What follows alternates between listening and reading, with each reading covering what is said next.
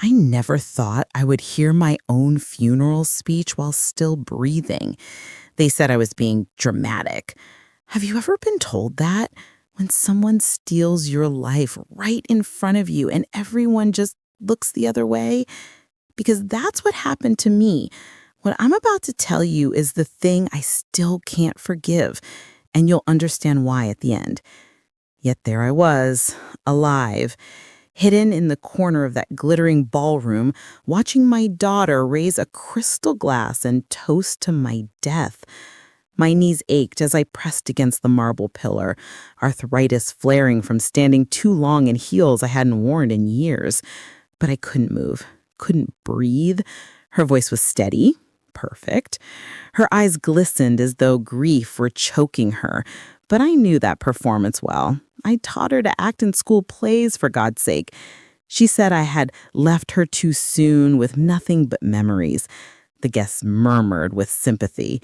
The billionaire at her side, her husband, Silas Aldridge, tightened his arm around her as though shielding her from the ache of a cruel world. But I wasn't gone. I was right there, and with every word my chest burned hotter. Then I saw it. The ring. My mother's ring, my ring, flashing on her finger as she lifted the glass higher. The diamond caught the chandelier light, throwing sparkles across her lying face.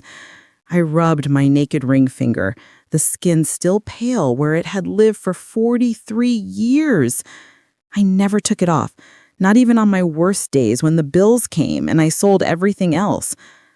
How did she get it? My stomach dropped. She hadn't just buried me with lies, she had stolen what proved I still existed. I pressed myself deeper into the shadows, praying no one else noticed my shaking hands. The marble felt cold against my palm as I steadied myself, my reading glasses sliding down my nose. But when I dared to glance up, I caught a pair of eyes across the room. The billionaire's assistant, Luther something or other. His brow furrowed, his lips parted as though he'd seen a ghost. I looked away instantly, heart pounding so hard I could feel it in my throat. She kept talking, her tone soft and tragic, and the crowd leaned closer, eating up every false syllable. She was everything to me, Saris whispered, dabbing at her eyes with a silk handkerchief. A silk handkerchief! I raised her on grocery store tissues. But I could feel the weight of that assistant's stare. And when I risked another look, he was gone, slipped out the side door with his phone in his hand. No. My blood chilled. The room suddenly felt airless. The perfume from the lilies. Lilies! My God, she had chosen funeral flowers, mixing with champagne until I thought I might be sick. If he knew, then the secret wouldn't stay buried. My daughter could lie to a room full of strangers drinking her husband's expensive wine. But what would happen to her when her billionaire husband learned that the woman she had declared dead was still alive? And worse, what would she do to me if he did? I clutched my small purse tighter, the worn leather rough against my trembling fingers. The weight of my keys, my ID, my proof of existence felt enormous. I had returned from the dead, but standing there, watching her performance, I realized I might not survive being alive. Before I tell you what happened next, do me one favor. Drop the city you're watching from in the comments. I read every single one, like I'm catching up with old friends, and I'll send love right back your way.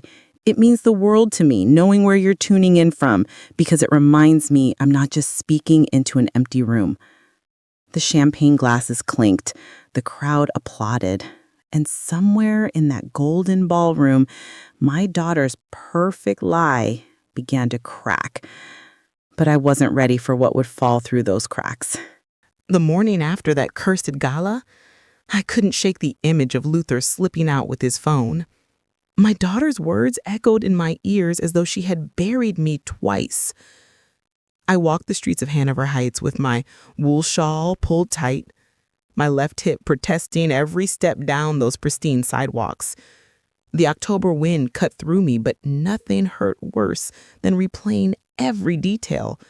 The ring, the stairs, the applause for a death that never happened. I told myself I had survived worse. After Richard died, my husband, her father, I'd kept the house running, kept food on the table, kept her in those expensive dance classes she begged for. But the truth gnawed at me. My daughter, Cerise, hadn't simply erased me for pity. There was purpose behind that performance. And purpose was always more dangerous than malice.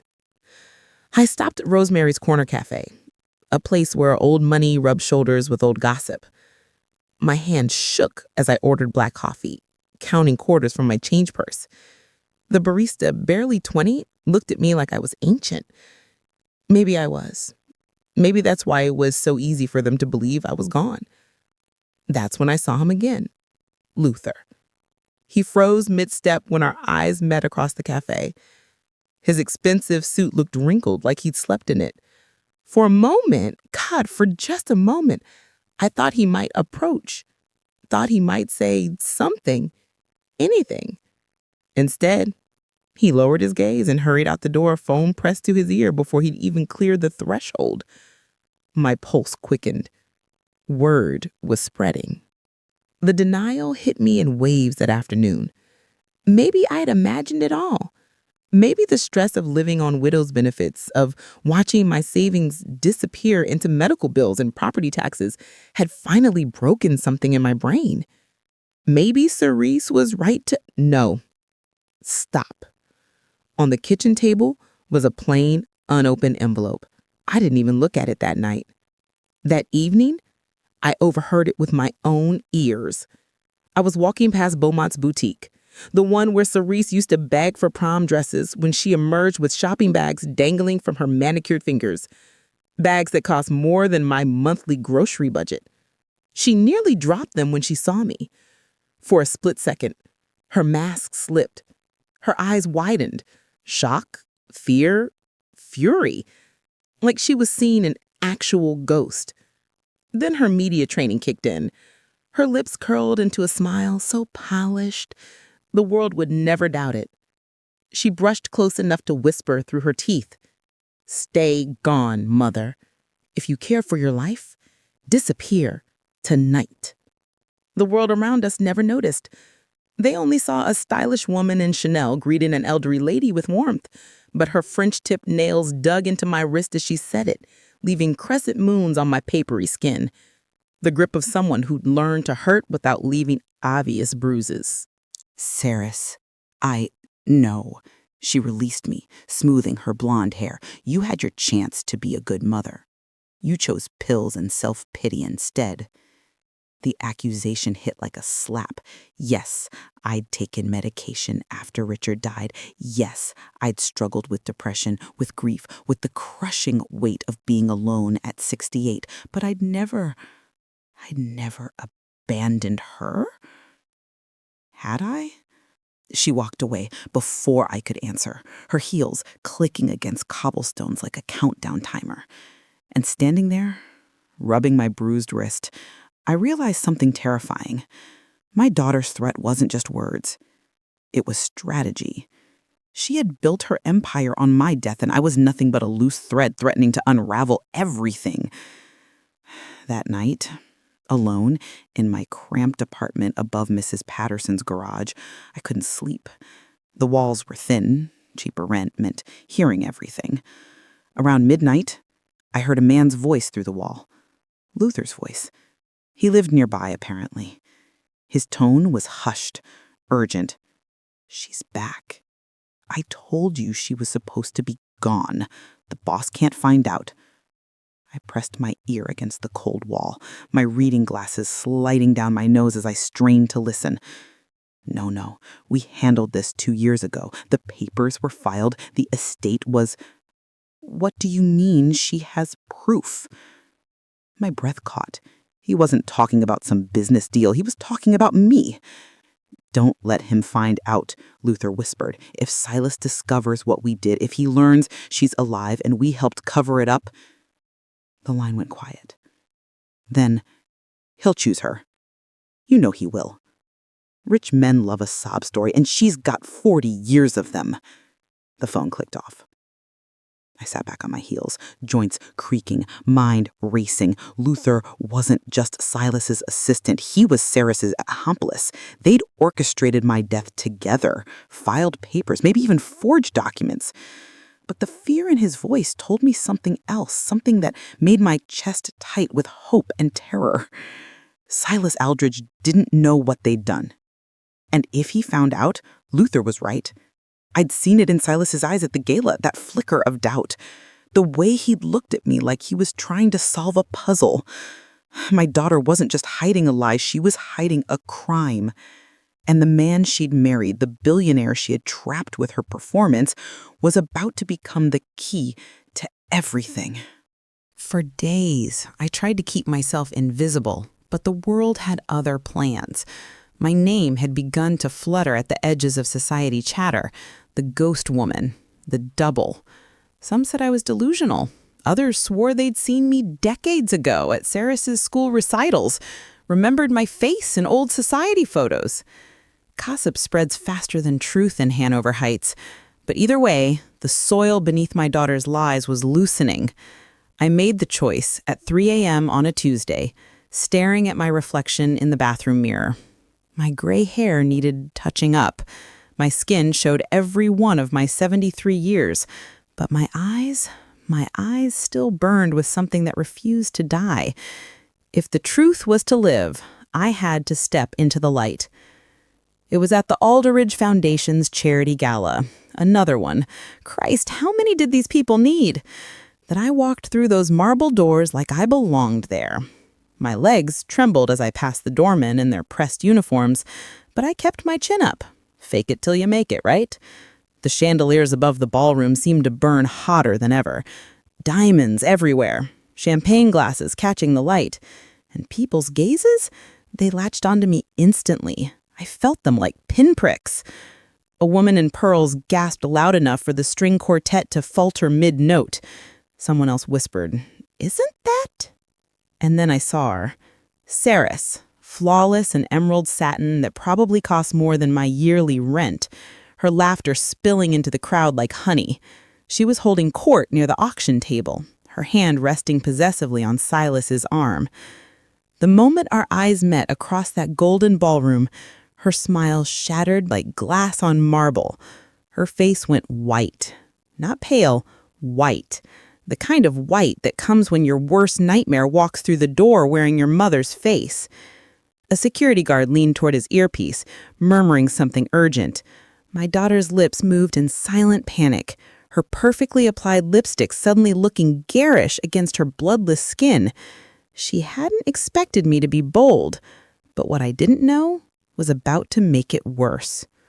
Silas Aldridge turned his head toward me, tall, commanding, the kind of man who could buy silence with a phone call. His expression wavered as he studied my face.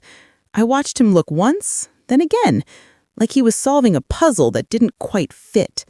Finally, his brow knit together.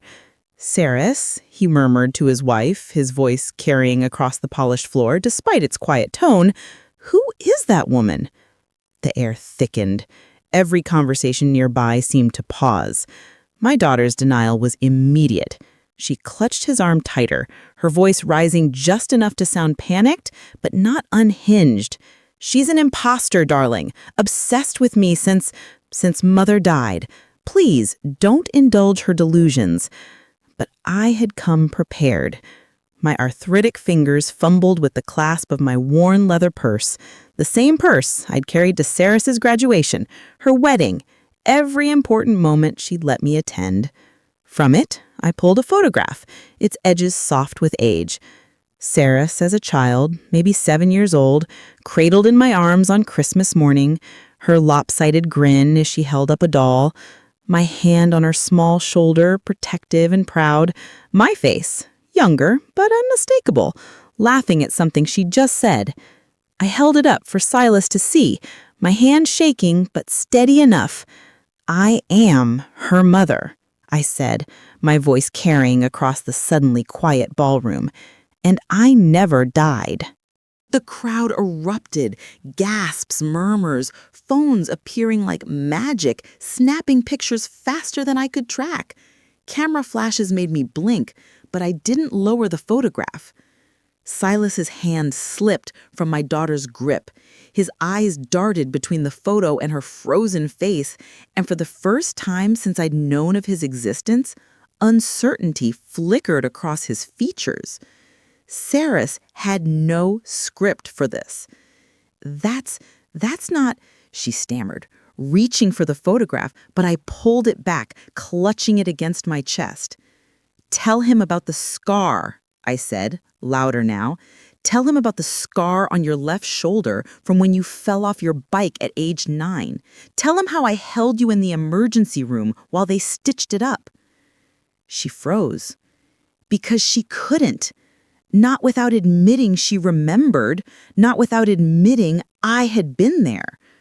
Silas stepped toward me, his expensive shoes clicking against the marble. Up close, he was younger than I'd expected, maybe 50, kind eyes but sharp, the kind of man who built empires by seeing through lies. "Ma'am," he said, his voice gentle but firm, "these are serious accusations." "They're not accusations," I replied, my voice steadier than it had been in years. "They're facts, and I have more than just photographs." There was one thing I'd missed, though. My daughter's desperation. She lunged forward, not at me, but at the photograph. Her manicured nails caught my wrist as she tried to snatch it away, her composure finally cracking completely. "You'll ruin everything," she hissed, loud enough for the front row to hear. "I built this life. I earned it." The words hung in the air like poison gas. Silas caught her arm, pulling her back, but the damage was done. She'd admitted it. Not directly, but enough. Her perfect grief-stricken widow act had cracked, and what spilled out was raw, selfish fury. I looked at him then, really looked, and saw something shift in his expression.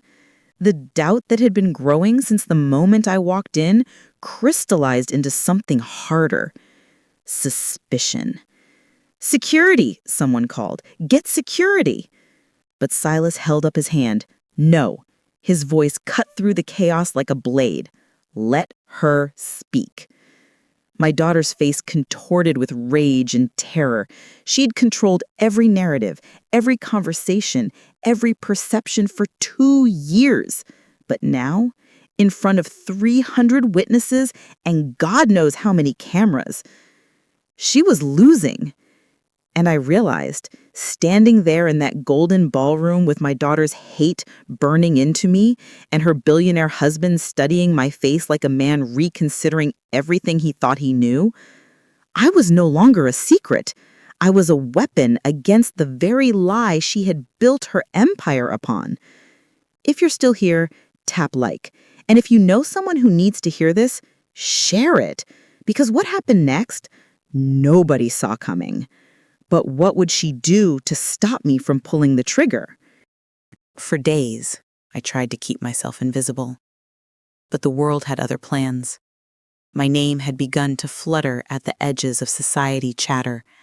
The ghost woman. The double. Some said I was delusional.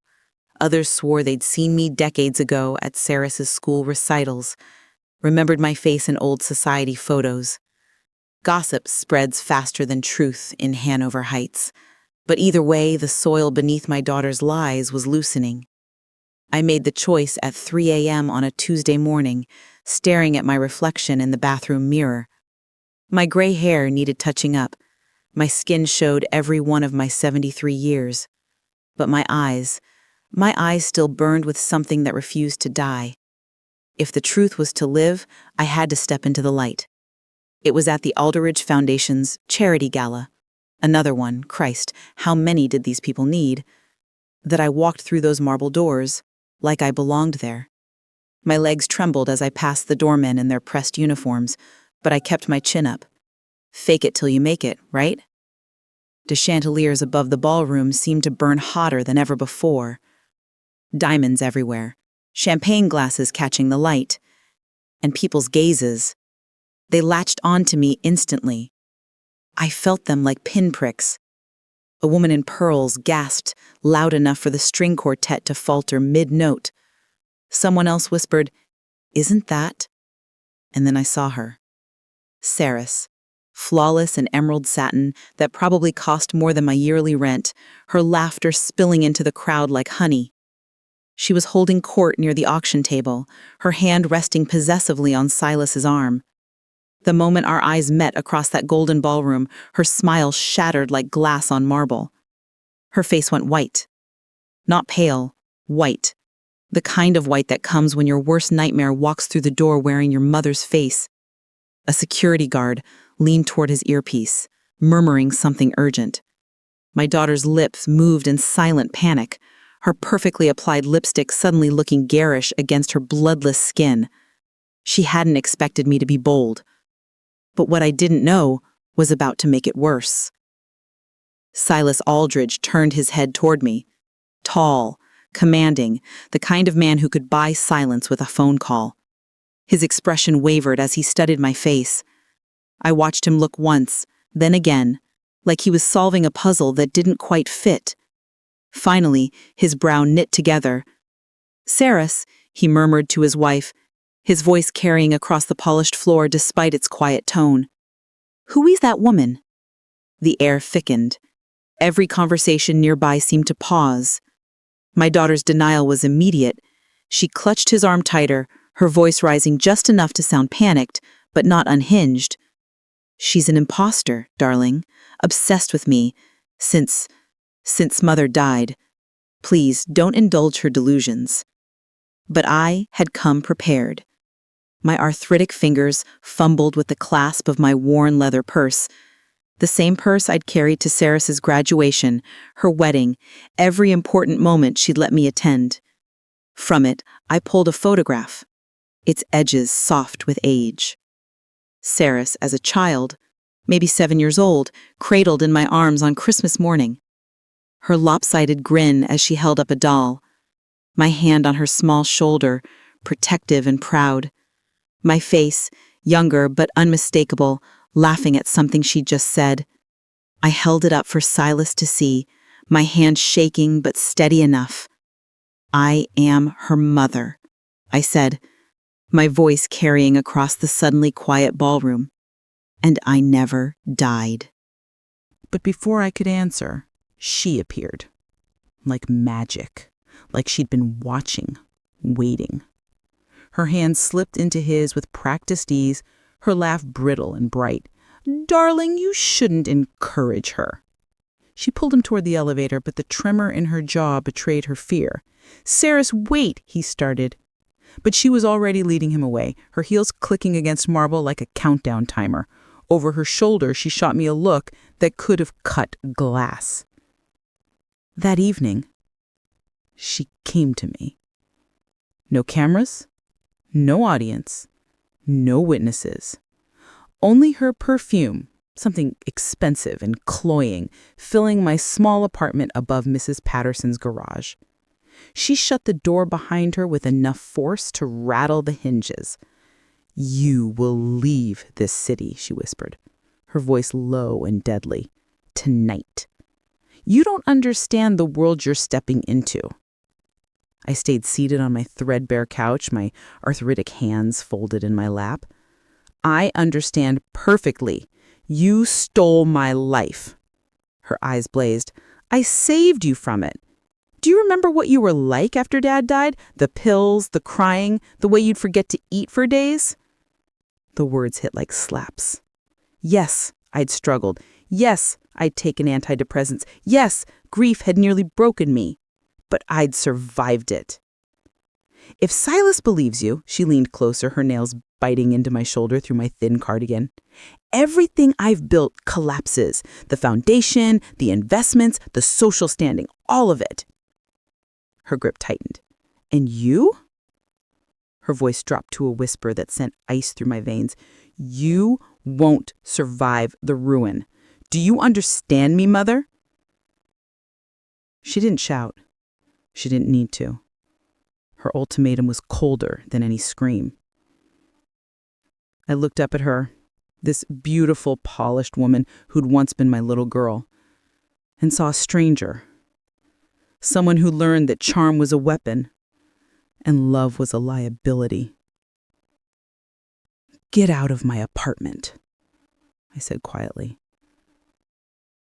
She straightened, smoothing her hair. 24 hours. I won't ask again." After she left, I sat in the dark for hours, listening to Mrs. Patterson's television through the thin walls, some game show where people lost everything on one wrong answer. Looking back, I should have seen it. For the first time since stepping out of the shadows, I understood my daughter wasn't just desperate.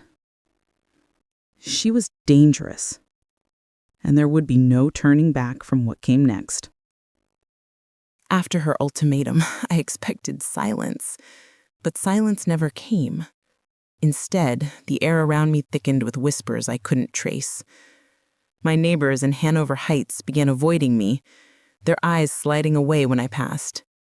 Mrs. Odette Farnsworth, who'd rented me the garage apartment for 3 years, suddenly found excuses not to chat when I brought the rent check. Even the grocer, old Mr. Aldous Keene, who once saved the ripest pears for me, looked away as though my presence carried shame. Saris had gone to war, and she was winning. I knew because I saw it. Printed in black ink on court filings slipped under my door like death certificates. My daughter had petitioned to have me declared mentally unfit, calling me a fraud who preyed on her success for financial gain. The legal language was cold, clinical. Petitioner seeks protective order against stalking behavior and false identity claims. I stared at the pages until the words blurred, my reading glasses fogging with unshed tears. To erase me once was cruelty. To try again, in the light of day, with lawyers and official stamps, that was betrayal sharpened to a blade. But I wasn't completely alone. I met with my old cousin, Imogen, at a diner outside town. Neutral ground, I thought. She'd been like a sister when we were young. Our kids had grown up together. If anyone would remember the truth. Instead, she lowered her eyes and confessed in a trembling voice, "Saris gave us money, Helen. She said it was better this way, that you were sick, that the stress of everything was making you—" She couldn't finish. My chest hollowed. My own blood had helped bury me, bought with stolen fortune. "How much?" I asked, my voice barely above a whisper. "Enough to save the farm." She looked up at me with tears in her eyes. "I'm sorry, but Jimmy's medical bills, the mortgage, we were going to lose everything." I wanted to hate her. God, I wanted to rage and scream and call her a traitor. But looking at her worn hands, her hollow cheeks, I saw what desperation looked like. What my daughter had exploited. Saris hadn't just silenced me. She had bought silence. That night, alone in my room, I couldn't sleep. The thin walls carried every sound. A neighbor's television, footsteps above, the hum of the old refrigerator that barely kept my food cold. I pulled out the old tin box where I had stored the remnants of my life. Brittle photographs, birth certificates, insurance papers, deeds I once signed with pride. My fingers trembled as I spread the documents across my narrow bed. That's when I noticed something I hadn't before. My name still appeared on property deeds tied to Alderidge Holdings. Old ones, from when Silas was expanding his business empire 15 years ago. I'd helped him secure land for development, used my connections, my social standing, my reputation to smooth the way for permits and approvals. In return, he'd insisted on filing me into the corporate record. Insurance, he'd called it. In case something happens to me, you'll be protected. I had forgotten, but there it was, in faded ink. Helen Morrison, co-signatory. Joint ownership of 3 commercial properties worth, I couldn't even calculate it. My daughter hadn't erased me completely. Not because of mercy, but because she couldn't.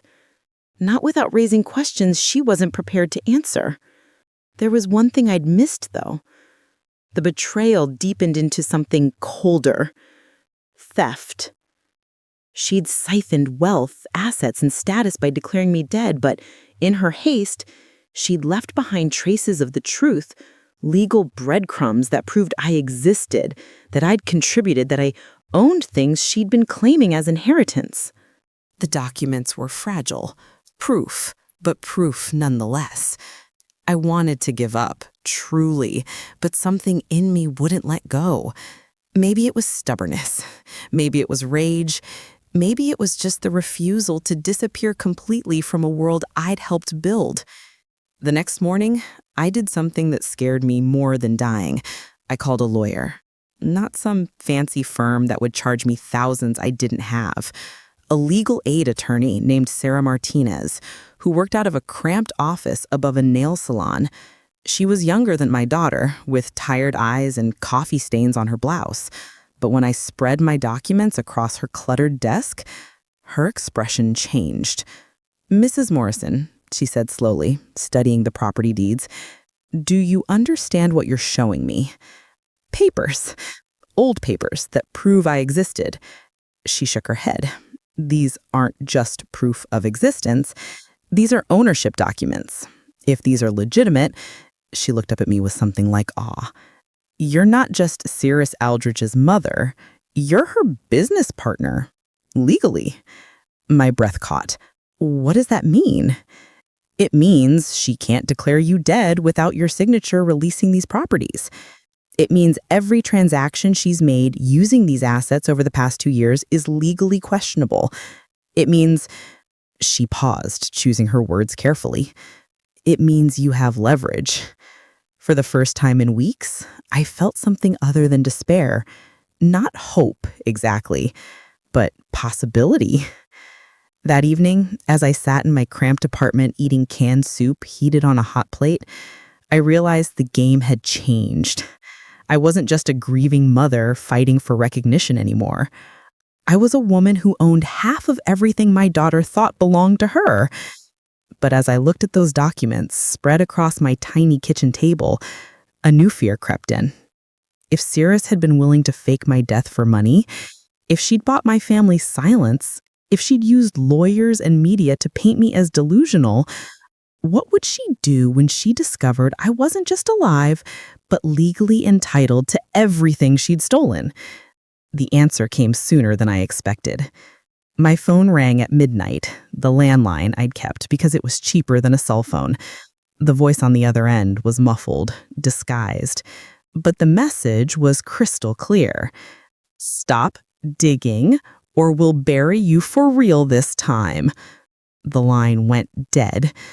I sat there in the dark, holding the receiver, my heart pounding so hard I could hear it in my ears. Outside, a car engine started and drove slowly past my building. Too slowly. The battle wasn't only about my name anymore.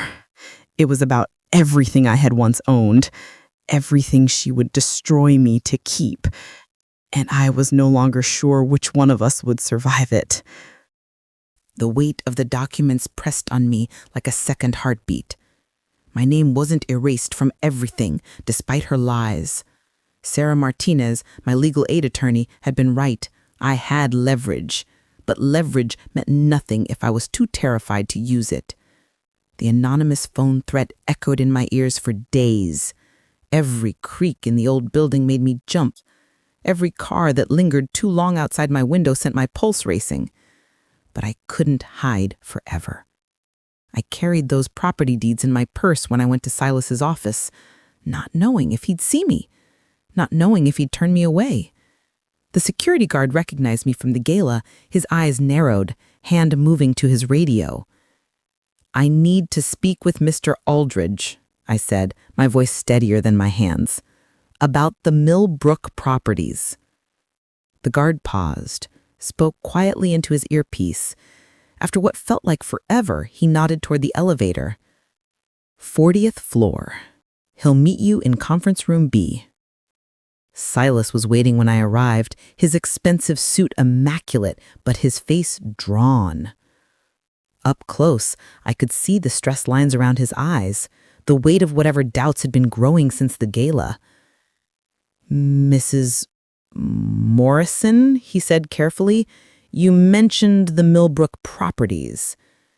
I laid the deeds across the polished conference table. My arthritic fingers struggled with the yellowed papers, but I managed to spread them out. These are the original documents from 15 years ago when you needed permits for the shopping complex. He leaned forward, studying them. His lips tightened as he recognized the signatures, the dates, the legal language that made me more than just a ghost from his wife's past. Sarah said these were settled years ago, he muttered, his finger tracing my signature. The familiar loops and curves I'd learned in penmanship class 60 years ago. A silence stretched between us, heavy with implication. And then, almost to himself, he whispered, "It matches." "Matches what?" I asked, though part of me already knew. He retrieved a leather-bound ledger from his briefcase, its spine stiff with age and importance. "Before our marriage," he said, not looking at Saris's empty chair at the head of the table, "there was a partnership clause in the Aldridge corporate structure, a clause naming you," his gaze lifted to mine, "as co-owner of Aldridge Enterprises." My breath caught. The room seemed to tilt. "I don't understand," I whispered. "When you helped secure the land deals, when you used your social connections to smooth the way for permits, I insisted on filing you into the corporate record, not just as a consultant, as a partner." His voice was quiet, almost reverent. "You made those deals possible. You deserved legal protection." The envelope I'd ignored that night, the one sitting on my kitchen table for weeks, suddenly made sense. My name, written beside his, years ago, when I'd helped him build his empire. Legally, I wasn't just alive.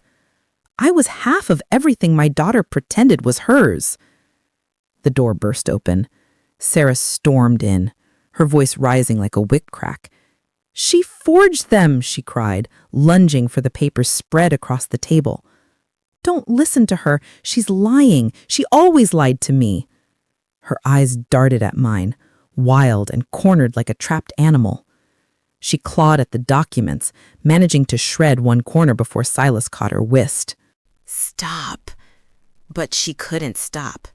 Her perfect composure, her media training, her carefully constructed image, all of it crumbled in that conference room.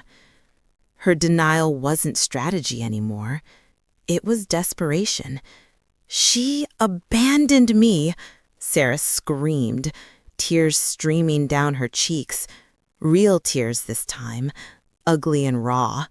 After Dad died, she turned into nothing. Pills and crying and forgetting to eat. I had to take care of everything. The words hit me like physical blows, because they weren't entirely lies. "I was grieving," I said quietly. "You were pathetic." She whirled on me, her face twisted with years of suppressed resentment. "Do you know what it was like? Being 17 and having to manage the finances? Having to lie to your friends about why you couldn't come to dinner because your mother was too depressed to drive?" Silas released her wrist, stepping back as though seeing her clearly for the first time. "I built this life," she continued, her voice breaking. "I earned Silas's love, his respect, his fortune. I made myself worthy of it. And now you want to what? take it all away because you finally decided to get better? The silence that followed was deafening. I opened it. I reached into my purse and pulled out the envelope I'd carried with me, the one from my kitchen table, the one I'd been too afraid to examine closely. The envelope I'd ignored had your handwriting on it, I said softly, holding it up. From 2 weeks ago, before the gala, before any of this became public. Her face went white. With trembling fingers, I opened it. Inside was a cashier's check made out to me for $50,000 and a note in her familiar script, "For your silence, stay gone." Silas stepped closer, reading over my shoulder. His voice was barely audible. "You tried to buy her off?" "I was protecting us," Saris whispered, "protecting what we built together." "What I built," he corrected, his tone shifting from confusion to something harder. "What she helped me build, apparently." I watched the moment he understood, not just the legal implications, but the emotional ones. His wife hadn't just lied about my death. She'd known I was alive and tried to keep me buried with hush money. "How long have you known she was alive?" he asked Saris.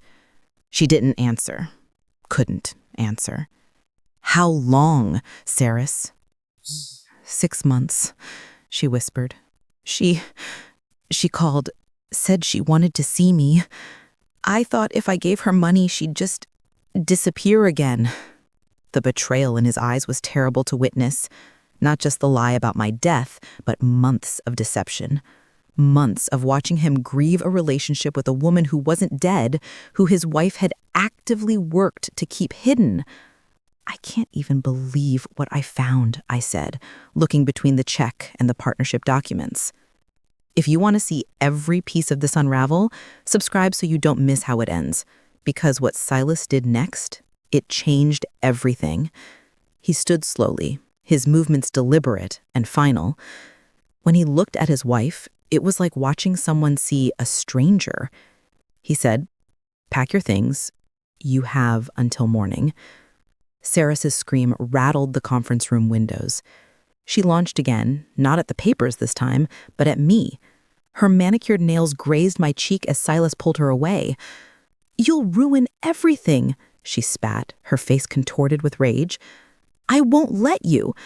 For the first time, I saw fear in Silas's eyes, not of me, of her. And I understood. The battle had shifted. I was no longer the weak one fighting for recognition. She was the desperate one with everything to lose. But as security escorted my screaming daughter from the building, her final words echoed in the marble hallway. "This isn't over, Mother. It'll never be over." The world didn't wait politely for the truth to settle. Within days, lawyers, reporters, and creditors swarmed like vultures over fresh roadkill. Silas had gone quiet, not the comfortable silence of a man in control, but the dangerous quiet that comes before earthquakes. And when billionaires go quiet, the world grows louder. Every outlet demanded answers. Who was I? How could a woman declared dead suddenly return with proof of ownership to half the Aldrich empire? The headlines screamed variations of the same impossible story, each one more sensational than the last. Saris didn't crumble in silence. She struck back. Court filings appeared overnight like mushrooms after rain, claiming I was an imposter with expertly forged documents, that I had studied my victim for years to pull off this elaborate con. Her face dominated the news cycle, pale but defiant, her voice breaking as she painted herself as the true victim. "This woman," she said during a live interview, tears streaming down her cheeks, "she is nothing to me. My mother died in my arms 2 years ago. This fraud is trying to steal not just my inheritance, but my memories." But lies don't hold forever. Not when the paper trail exists. Not when forensic accountants start examining financial records with magnifying glasses and suspicious minds. The first court hearing was scheduled for a Thursday morning. I sat in the hallway outside the courtroom, my reading glasses sliding down my nose as I reviewed my documents one final time. The marble bench was cold against my back, and every footstep echoed like a judgment. Sarah Martinez, my legal aid attorney, sat beside me with a briefcase that had seen better decades. "Are you ready for this?" she asked, her voice gentle. I wasn't. How could anyone be ready to prove their own existence in a court of law? But I nodded anyway. Silas called me to stand beside him when we entered the courtroom. My legs trembled as I walked across that courtroom, every eye following my movement. I looked at my daughter, sitting across from me, in her designer suit, her chin raised as though the world still belonged to her. For a heartbeat, I saw the little girl she'd been, the one who used to crawl into my bed during thunderstorms, who made me breakfast in bed on Mother's Day with burnt toast and too sweet coffee. Then the hearing began, and that little girl disappeared. Her lawyers presented their case with surgical precision. Counterfeit letters allegedly from me, admitting I had abandoned her as a child. Bank records showing suspicious activity in accounts they claimed I'd used to research my victim. Even medical records suggesting I had been treated for delusional episodes. The crowd in the gallery gasped at each revelation. For a moment, God help me, for a moment, even I felt crushed under the weight of her performance. She turned to Silas, eyes shimmering with unshed tears, and whispered loud enough for the microphones to catch. "See, she left me when I needed her most." But then came the crack in her perfect facade. A witness shuffled into the courtroom, elderly, bent with age, his hands shaking as he gripped his walker. The retired attorney who had filed my fraudulent death certificate. I recognized him from his photograph in old law journals, though time had weathered him like driftwood. He approached the witness stand slowly, my joints aching in sympathy as I watched him struggle with each step. When he raised his trembling right hand to be sworn in, the courtroom fell silent. "State your name for the record," the clerk instructed. "Harold Brennan," he said, his voice barely above a whisper. "Retired attorney, formerly of Brennan and Associates." My daughter's face had gone pale.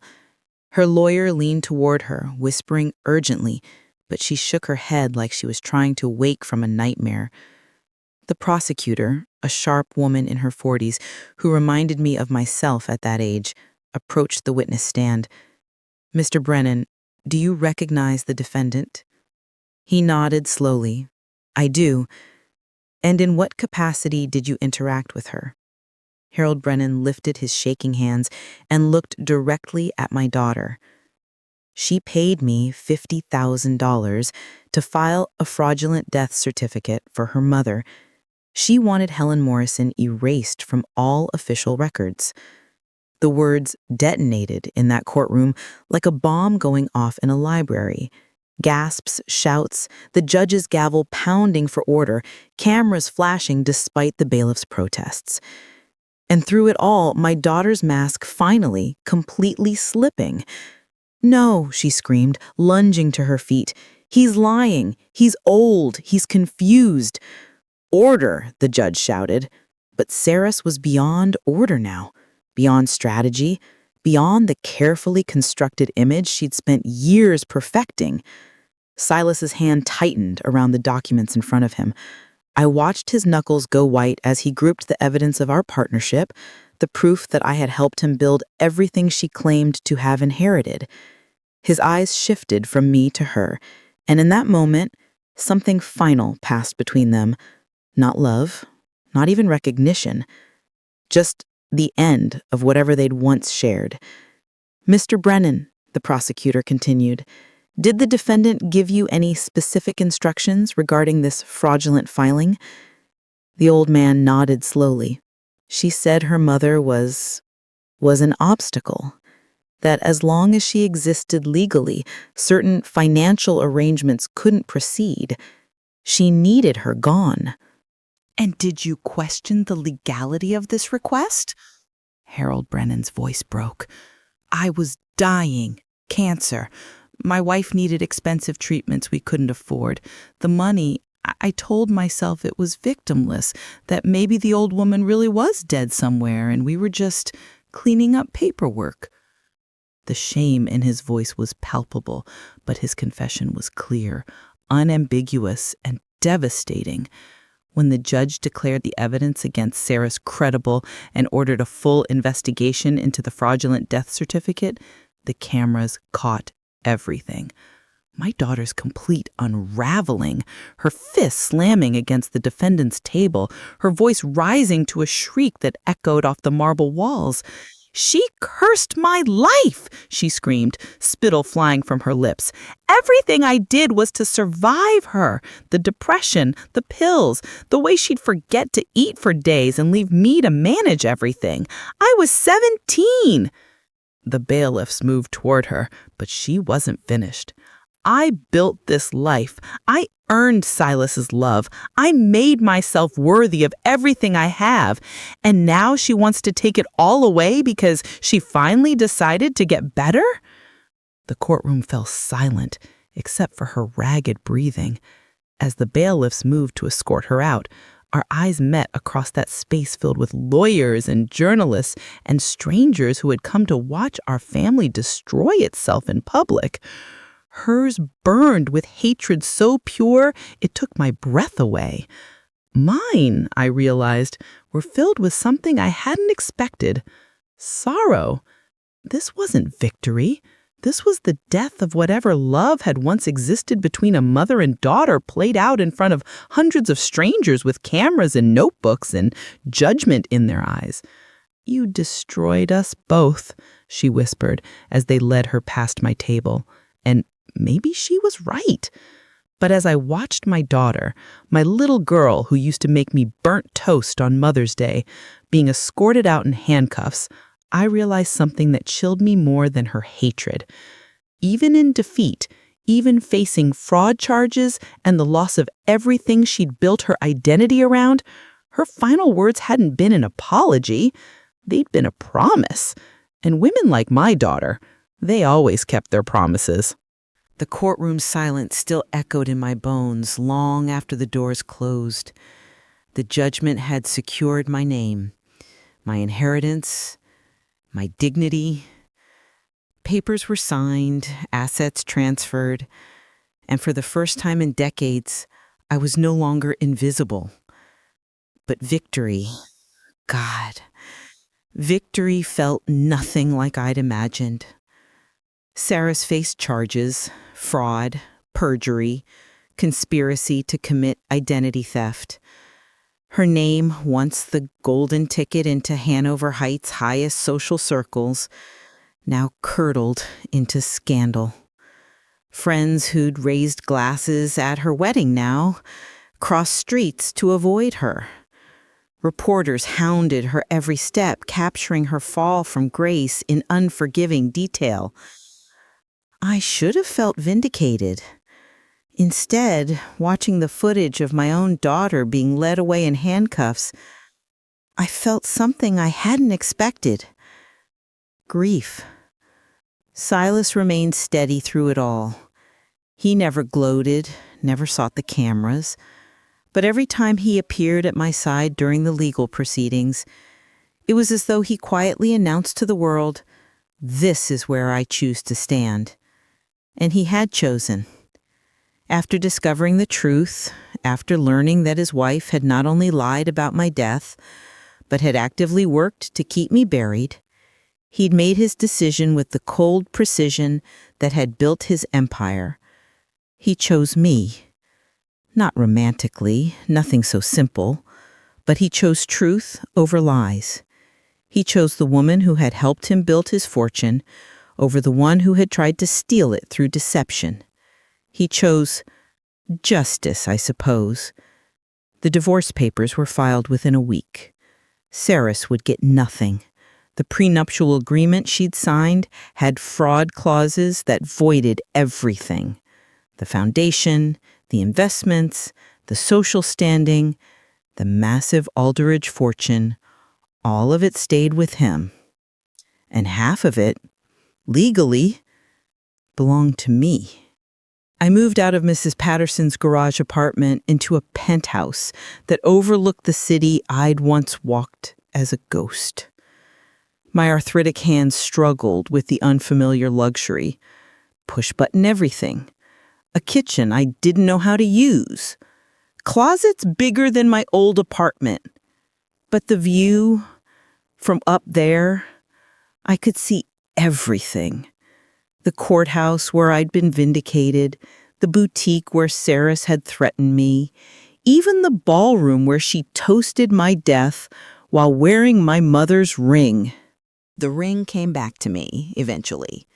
Evidence returned after the trial. I slipped it onto my finger. Older now, more weathered, but still mine. Still proof that I existed. People treated me differently now. Not as a crazy old woman chasing delusions, but as Helen Morrison, co-owner of Aldrich Enterprises, billionaire in my own right. The respect was intoxicating after years of invisibility. But late at night, when the city lights twinkled below my windows like fallen stars, I couldn't shake the feeling that something was unfinished. I'd won everything. Legal victory, financial security, social vindication, public acknowledgement of the truth. I had more money than I could spend in 3 lifetimes, more comfort than I'd ever dreamed of. So why did I feel so hollow? Maybe because victory over your own child isn't victory at all. It's just loss dressed up in legal documents and news headlines. 3 months after the trial, I received a package. No return address, no note. Just a small jewelry box wrapped in brown paper. Inside was a locket, tarnished silver, heart-shaped, with a photograph inside that made my breath catch. Saris, at age 5, gap-toothed and grinning, her small arms wrapped around my neck. Both of us laughing at something I could no longer remember. We looked happy, like we belonged to each other. On the back, engraved in her adult handwriting, "Before everything broke." I sat there in my penthouse, holding that locket, tears falling onto the Persian rug that cost more than most people's cars. Was it an apology? A goodbye? A reminder of what we'd lost? Or was it something else entirely? What would you have done in my place? Leave your thoughts below. I read every comment. And if this helped you feel less alone, consider subscribing. I'll be back with the proof that changed everything. That night, lying awake in silk sheets that felt foreign against my skin, I realized something that chilled me more than any threat she'd ever made. I thought it was over until the letter arrived the next morning.